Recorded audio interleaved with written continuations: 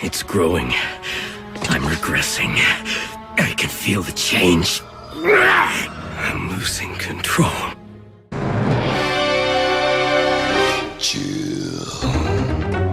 Hello there, gang, and welcome to another episode of Displaying Model Behaviour, the Earth's mightiest action figure video podcast. So take off your pants, crack a beer, and let's talk toys. Let's talk about the Retro Lethal Lizard.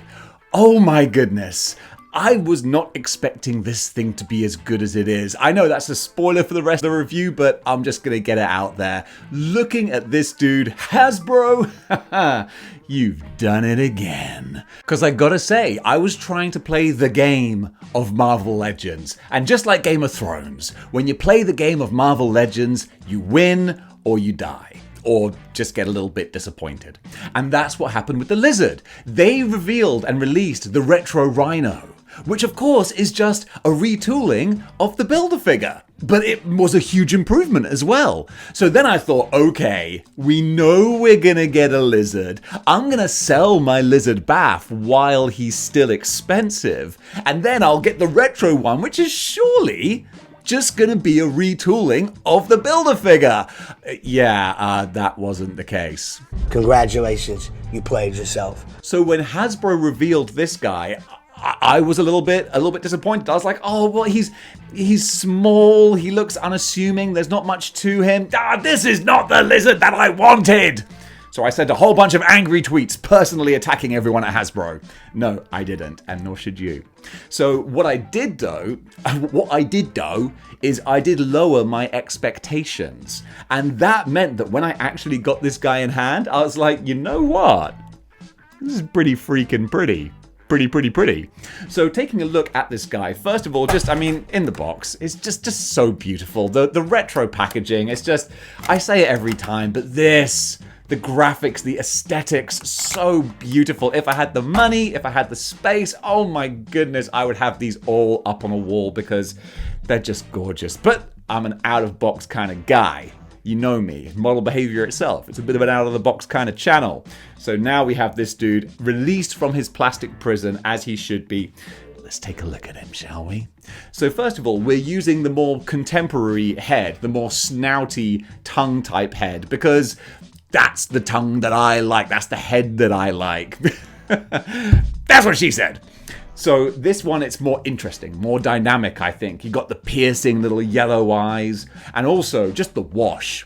The wash on the head looks really, really nice because it brings out all the lumps and bumps and cracks and crevices of the scales there. That makes a real big difference of just making it seem more alive, more in-depth and detailed. Then going down the body, what I was kind of surprised about, when I compared him in size to like Renew Your Vows Spider-Man, who's like an average human body, this is same proportions. I thought he was bigger than your average Joe, but I think it's just because he's wearing the big lab coat. It fills him out a bit more. But really, his scale, because Lizard, it's pretty much the same as a normal human, which is something I would say. I wish he was just a little bit bigger, would be nice, but he's not, so that's okay.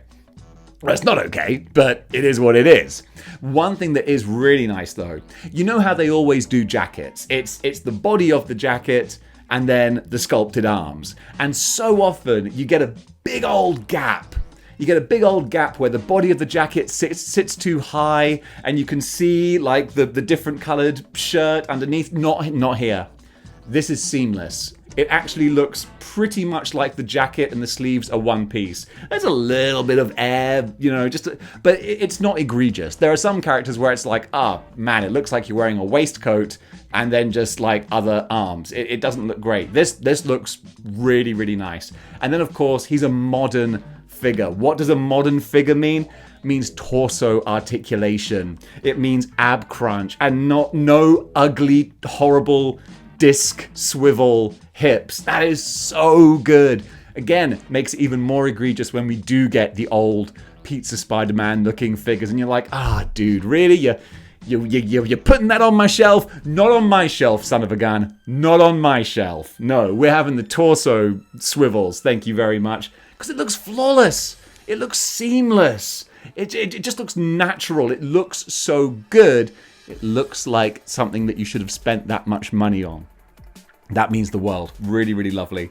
Then, of course, the sculpting on the trousers is perfectly nice. No other paint there, though. If they wanted to, again, I'm just saying like little things that would zhuzh it up a bit more.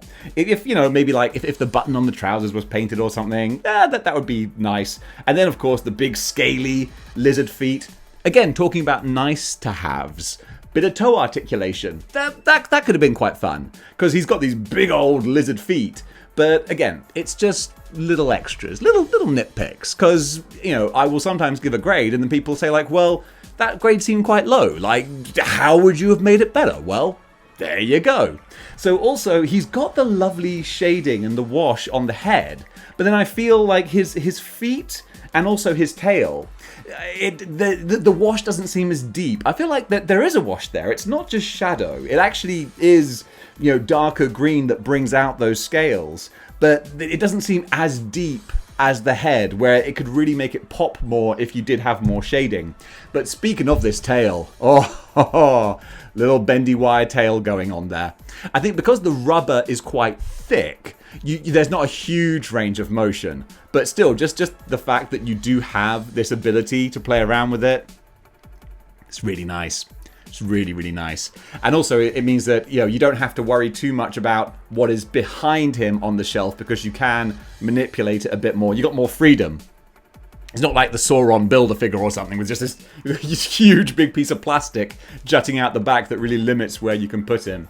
There's a bit more freedom to it. But yes, also the lab coat. The lab coat is a really soft plastic. Like, I don't know like how plastics are made. I mean, who cares? It's neither here nor there. But just this is softer, so it's very pliable, which is great. So you can put him in more dynamic poses. That's going to work really, really well for that. And yeah, I mean, that's the essentials there. Let's have a look at some of the extras, shall we? So I'm going to pop off the contemporary head, and we're going to go super retro. And now I've been reading through all of Amazing Spider-Man. That's my little project at the moment. I'm reading Amazing Spider-Man from the beginning up to, I'm going to go up to 300, because that's where I actually started reading back in the 90s. And this looks a bit goofy. Yeah, so did Steve Ditko's version of the Lizard. This is first appearance Lizard, and it's perfect. A perfect representation of the first appearance Lizard. Do I want to have him pose like this? No, because I want the more contemporary badass looking Lizard. But I gotta admit, the more I look at this, it does just scream classic Spider-Man. I do kind of love it. Am I being won over just looking at it? I might be, or this might be one of the rare heads where I actually do swap it around every now and then just to have a different look, because it is fun. It's because, you know, recency bias. I literally just read the first appearance of the Lizard, and this is it. This is exactly it. And again, with the dark green wash, looks really, really effective. So yeah, that's wonderful. Then of course, you've got all these different hands as well. So he's got his sort of splayed hands, which I always like. You know, give me the choice of fists or open. I'm always going to go like special claws kind of look. Except with this one, we got the beakers. We got the not Bunsen burners, Bunsen beakers. So these, wonderful accessory, really, really fun. And there's one fist hand and one holding hand. So you can only have him holding one beaker at a time, which is also fine. Because if he's holding two beakers, it looks like he's coming out to a luau. Like, hey guys, I got the punch.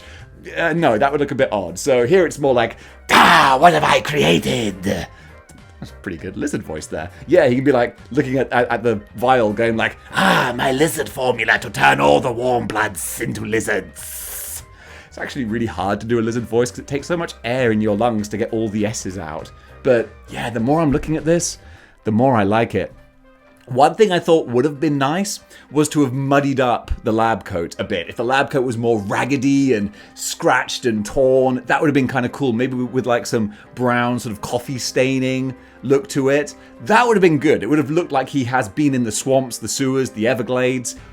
But One thing I will say in defense of the pristine lab coat, especially with the first appearance head, is that this can be instant transformation. Like, this is Lizard the second he's transformed. That headcanon, that works with the pristine lab coat. So yeah, with all these different accessories, it's funny, the cone beaker with the red liquid, it looks like the red liquid fills the beaker nicely. That's why I'm using this one. Whereas the circular one, I prefer the shape of the circular one, but then you just have this cylindrical liquid inside that doesn't actually fill up the beaker. It's a little bit unusual looking.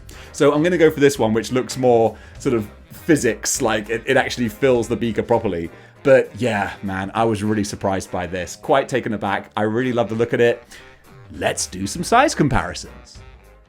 So we're going to stack the Lizard up to some of his other contemporaries in the Spider-Man wave, or Spider-Man line. My favorite line of all the Marvel Legends, of course. Spidey's my boy, and with the Retro collection, man, it's just the gift that keeps on giving. So you can see actually that the Lizard is a very similar kind of size to Spider-Man. There's not much difference in the bodies. So standing next to Electro as well, Retro, Electro, they're very, very similar. Except maybe with the Lizard's big feet, he can stand up a little easier. Kraven just throwing his weight around there. That's another figure we need an update of. A lovely retro-carded Kraven. Oof, yes please. But then you see the huge Kingpin Build-A-Figure here, and all of a sudden, the smaller stature of the Lizard, it kind of starts to show a bit, you know?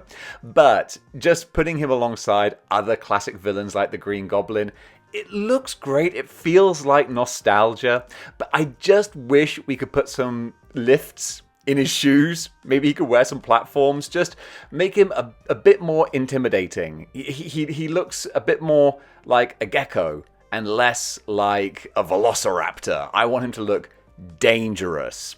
He looks more like a scheming scientist, I think, rather than a vicious, lethal foe of Spider-Man, if you know what I mean. Especially, again, next to the huge big Sandman Build-A-Figure. Even the Shocker. Sorry, you can see the sun casts all these shadows over my diorama. It's actually very difficult to find the perfect time of day to do these kinds of displays. But yeah, Shocker himself even, because he's on quite a thick kind of body. Even Shocker, like, he looks a bit more intimidating physically than Lizard. And of course, this is what I thought we were gonna get for the Retro Lizard, was a retooled Build-A-Figure. You see the big, beautiful, chunky rhino. That's what I was hoping we would get. Yeah, the sun's kind of killing me here now because it just bleaches out the color of all these characters. So I'm just gonna shuffle a few things around here so you can see them a bit more clearly. See, I'm always really impressed by guys like The Amazing and others who do these big character size comparisons. And I'm like, you make it look so easy. You stand them all up, no problem. But what us viewers don't see is how long it takes to rearrange your display and put everything back.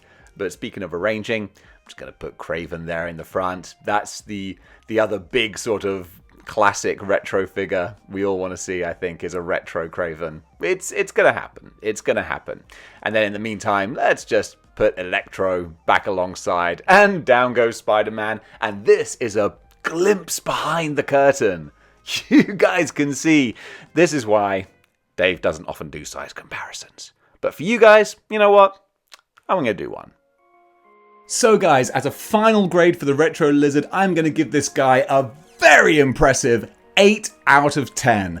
Wonderful sculpting, style, design. You've got retro and contemporary, all the accessories, bendy wire tail. He really is the bee's knees. The only way to improve him would have been making him maybe a little bit bigger, muddying up the coat a bit, maybe some toe articulation. Those are just little nitpicks though, just to give something to go on, you know? I absolutely love this figure, mainly because, like I said, my expectations were low. So then when I got him, so nice to see. So Hasbro, double thumbs up. Do I still miss the Build-A-Figure? Yes, I do. I loved Dino Lizard. Maybe one day he'll find his way back to my collection. But in the meantime, this guy is going to feel right at home. You can see the lovely little classic Spider-Man set montage. It's not a montage, but diorama. There you go. That's what I was looking for. He fits right in. Looks absolutely mustard. I love this guy. So folks, that does it for my review of the Retro Lizard. What do you think about this guy? Comment below, let me know. And if you like what you see here and you want to see more, then join the 6-1 clicks by clicking the like, share, and subscribe button. So folks, thanks for watching, and until next time, keep displaying model behavior.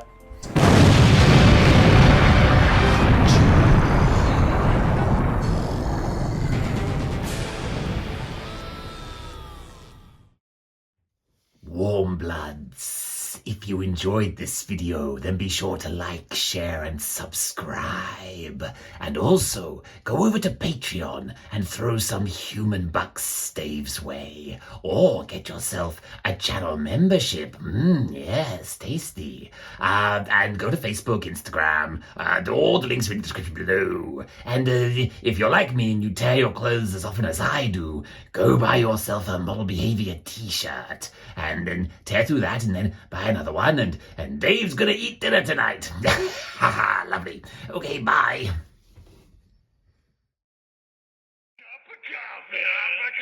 of coffee.